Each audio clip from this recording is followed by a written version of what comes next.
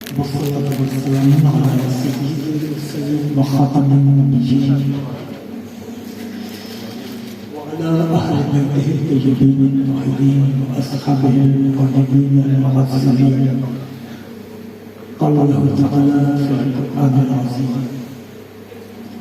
هو الذي أرسل رسوله بالهدى ودين الحق ليظهره على الدين كله ولو كره المشركون. صدق الله مولانا العلي العظيم.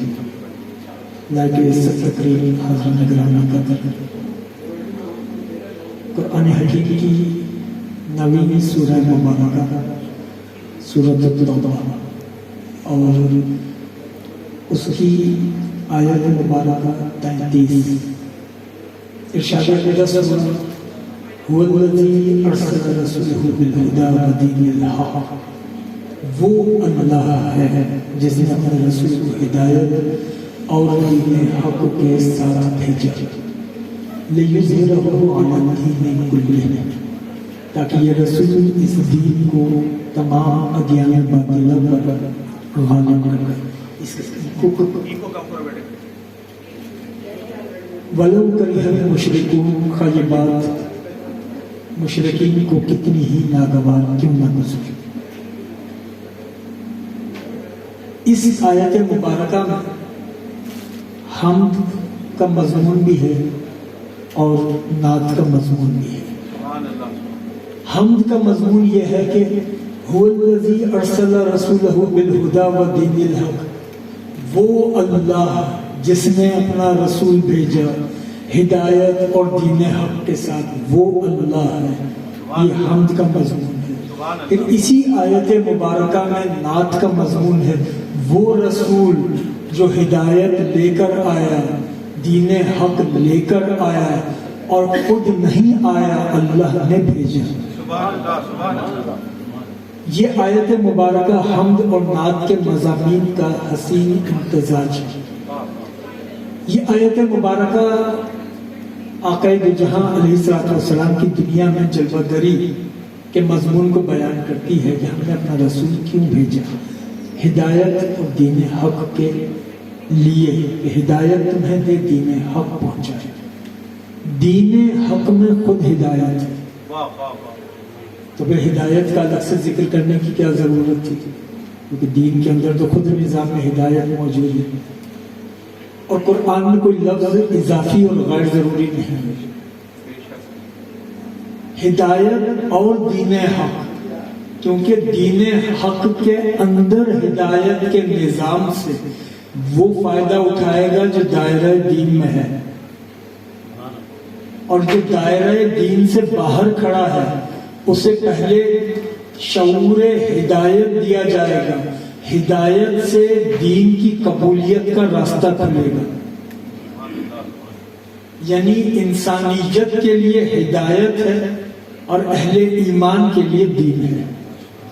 انسانوں کو ہدایت کے ذریعے دین کی دعوت دی جائے، اور دین وہ نظام فراہم کرے گا جس کے ذریعے اللہ کے مقررہ قانون پر بندہ عمل پیرا ہو کر قرب الہی حاصل کر سکے۔ اب اللہ نے انبیاء جب دنیا میں بھیجے، اتنا مؤثر نظام رکھا ہدایت کا کہ پہلے ہادی بھیجا، بعد میں ہدایت لینے والے پیدا ہوئے۔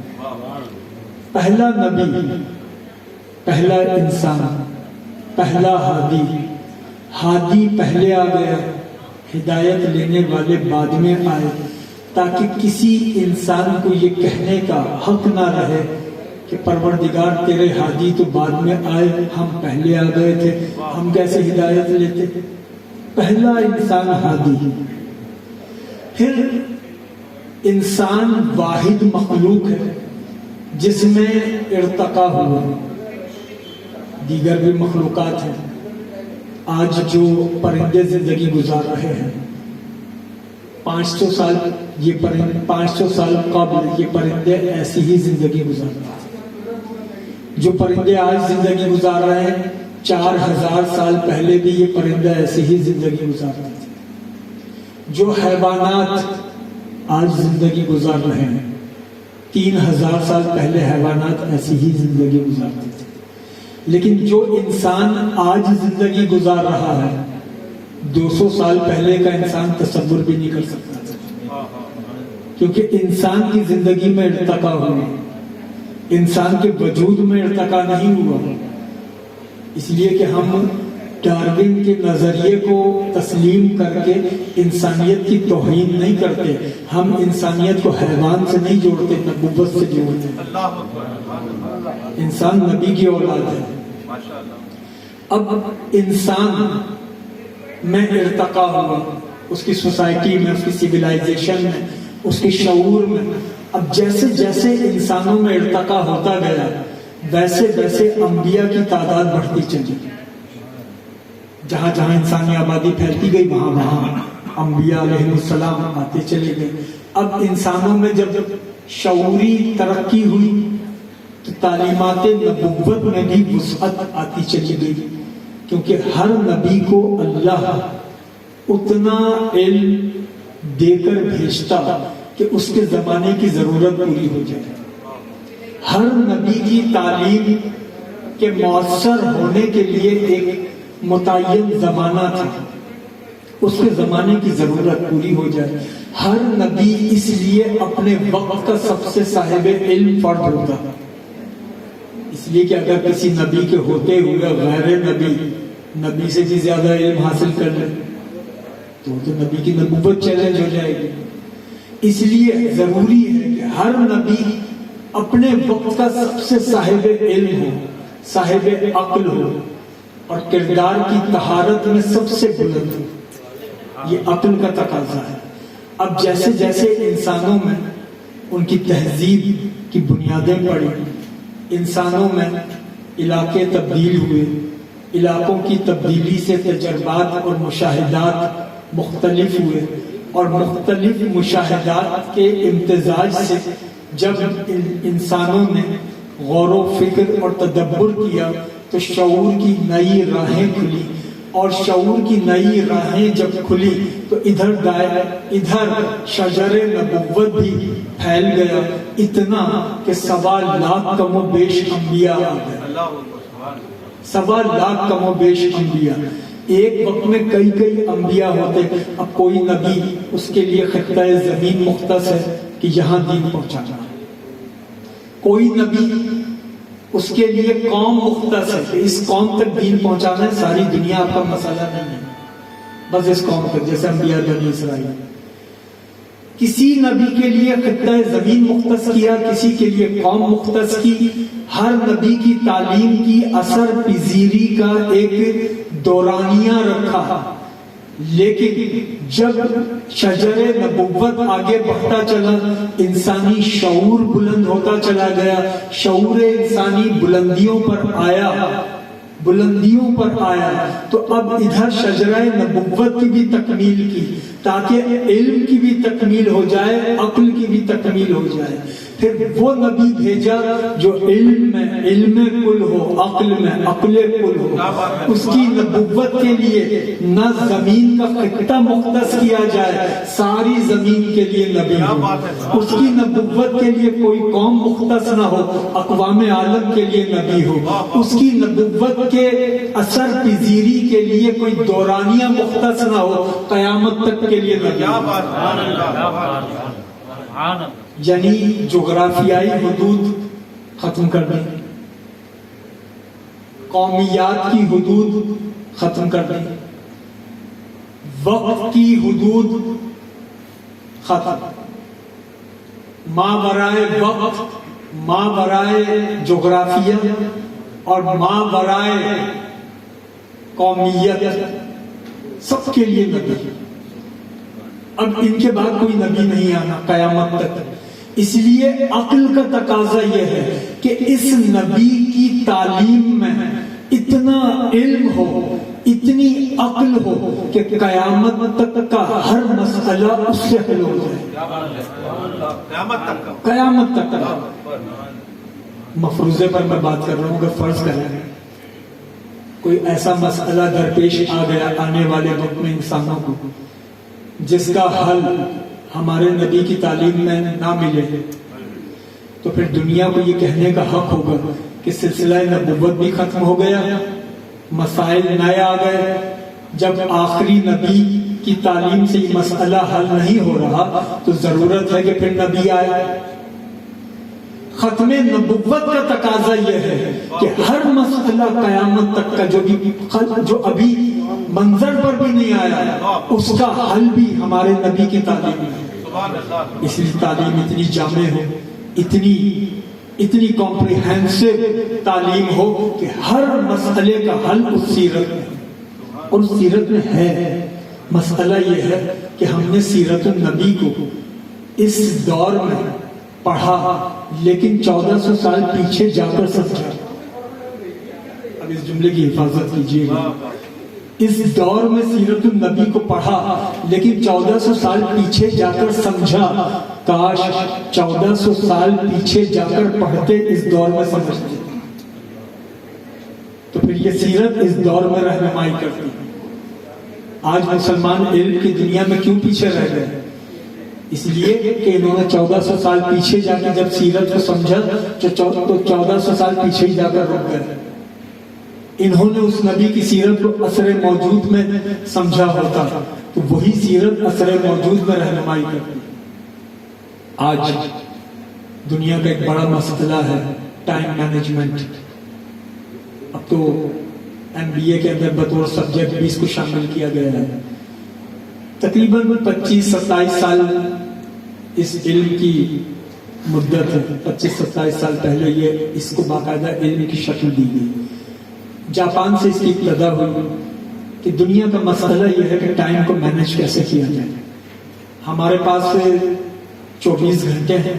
اب اس 24 گھنٹے کو کس طریقے سے اس کی مینجمنٹ کی جائے کہ ہمارے جسم کو پورا وقت مل جائے، فیملی کو بھی وقت مل جائے، جہاں ہم جاب کر رہے ہیں، کاروبار کر رہے ہیں اس کو بھی پورا وقت مل جائے، دوستوں کو بھی پورا وقت مل جائے، ہمارے تمام کاموں کو وقت مل سکے. کیا کریں؟ اب یہ اس پر عالمی سطح پر پھر کانفرنسز ہوئی، اس پر مباحثے ہوئے، اس پر ڈیبیٹ ہوئی. یہ دنیا کا بہت بڑا مسئلہ ہے how to manage the time. یہ پاکستان کا مسئلہ نہیں ہے کیونکہ پاکستان کے دوسرے مسائل ہیں، آپ کو پتہ ہے. یہ دنیا کا مسئلہ ہے ٹائم کو کیسے مینج کیا جائے، انضباط اوقات کیسے ہو. اب تھیوریز پڑھائی جاتی ہیں کہ جناب فلاں دانشور نے یہ تھیوری پیش کی، فلاں دانشور نے یہ تھیوری پیش کی. اب پھر جرمنی کے پروفیسرز کی تھیوریز ہیں، اس میں جاپان کے پروفیسرز کی تھیوریز ہیں، UK کے پروفیسرز کی تھیوریز ہیں. ان کے پاس تھیوریز ہیں، نظریات ہیں. کاش یہ دنیا، یہ مسلمان رجوع کرتے اگر اپنے نبی سے تو یہ نبی صرف نظریہ نہیں دیتا، عملیت بھی دیتا. ہمارے نبی کی سیرت سے عملیت بھی ملتی کہ آج ٹائم مینجمنٹ کی ہمارے نبی سے بڑھ کر کون سی مثال ہے. کائنات کی سب سے مصروف ذات ہمارے نبی کی. ہمارے نبی سے زیادہ کون مصروف ہو سکتا ہے؟ جنہیں قیامت تک کے لیے قانون سازی بھی کرنی ہے، اللہ کی کتاب بھی پہنچانی ہے، جنہیں غزوات بھی کرنے ہیں، جنہیں مختلف ممالک کے بادشاہوں تک سفارت کاری بھی کرنی ہے، اللہ کا پیغام بھی پہنچانا ہے، جنہیں کردار سازی بھی کرنی ہے، معاشرت سکھانی ہے، فرد کو ہدایت دینی ہے، معاشرے کو ہدایت دینی ہے، آئلی قوانین مرتب کرنے ہیں، جنہیں تمام نظام لوگوں تک کامل کر کے پہنچانا ہے. پھر ان کی مصروفیتیں صرف زمین پر نہیں، آسمانوں پر بھی. کائنات کی مصروف ترین ذات 11 ازواج تھی. خدیجہ الکبریٰ کے بعد 10 ازواج ایک ہی وقت میں موجود تھی، ایک ہی وقت میں. اب وہ نبی جس کی ایک وقت میں 10 ازواج موجود ہوں، 4 بیٹیاں موجود ہوں، 1.25 لاکھ سے زیادہ صحابہ موجود ہوں، 1.25 لاکھ سے زیادہ صحابہ موجود ہوں. کبھی آپ نے سنا کہ کسی زوجہ نے یہ کہا ہو کہ ہم تو 10 بیویاں تھیں، ہمارے شوہر بہت مصروف تھے، ہمیں ٹائم نہ دے پائے؟ کبھی آپ کو کسی زوجہ مطہرہ کا جملہ نہیں ملے گا. 4 بیٹیوں میں سے کبھی کسی نے یہ نہ کہا ہمارے باپ بہت مصروف تھے ہمیں وقت نہ دے سکے. 1.25 لاکھ صحابہ میں سے کسی ایک صحابی نے کبھی یہ نہ کہا کہ ہم نے حضور سے کوئی بات پوچھنا چاہی، حضور مصروف تھے ہم پوچھ ہی نہ سکے. ہم نے حضور سے ملنا چاہا، حضور سے ملاقات نہ ہوئی. پھر وہ نبی جو غزوات بھی کر رہا ہے، وہ نبی جو بین الاقوامی معاہدے بھی کر رہا ہے، میثاق مدینہ، وہ نبی جو اقوام کے درمیان صلح نامے بھی کر رہا ہے، صلح حدیبیہ، وہ نبی جو نئی بستیاں بھی بسا رہا ہے، ریاست مدینہ.